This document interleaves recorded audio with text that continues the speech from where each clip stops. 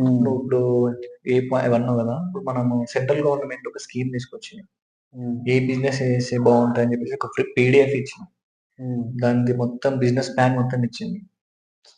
నువ్వన్నదానికి చెప్తా. నువ్వన్నావు కదా ఇందాక. కరెక్టే. చెప్పు. అవన్నీ ఇచ్చింది. దాంతో పాటు లోన్స్ కూడా ఇస్తుంది. హ్మ్. యాక్చువల్‌గా నీకు లోన్స్ ఎలిజిబుల్ కావాలంటే నీకొక కోర్స్ ఉంటది. హ్మ్. ఆ కోర్సు నువ్వు ప్రిపేర్ కావాలి. అంటే గవర్నమెంటే నీకు కోర్స్ నేర్పిస్తది. అంటే బిజినెస్‌లో ఏంది అనేది ఒక నీకు మొత్తం ఏ టు జెడ్ మొత్తం నేర్పిస్తది నీకు.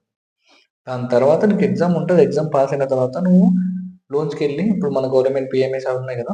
ఆ లోన్స్‌కి ఎలిజిబుల్ అయితుంది. ఆ లోన్స్ వల్ల నీకు ఇన్వెస్ట్‌మెంట్ కూడా అవసరం లేదు. గవర్నమెంటే లోన్ ఇస్తది. First point. గవర్నమెంటే బిజినెస్ ప్లాన్ ఇస్తది. అంటే నీకు ఏం బిజినెస్ ఏం చేయాలో తెలియనప్పుడు మన గవర్నమెంట్ పీడీఎఫ్ ఉంటది. ఆ పీడీఎఫ్ కొన్ని వందల బిజినెస్‌లు ఉన్నాయి. దాని బిజినెస్ ప్లాన్స్ ఉన్నాయి. దానికి ఎంత ఇన్వెస్ట్‌మెంట్ అయితది? ఎంత రిటర్న్స్ వస్తాయి? నెక్స్ట్ 3 ఇయర్స్‌కి మొత్తం ప్లాన్ చేసి ఉంటది.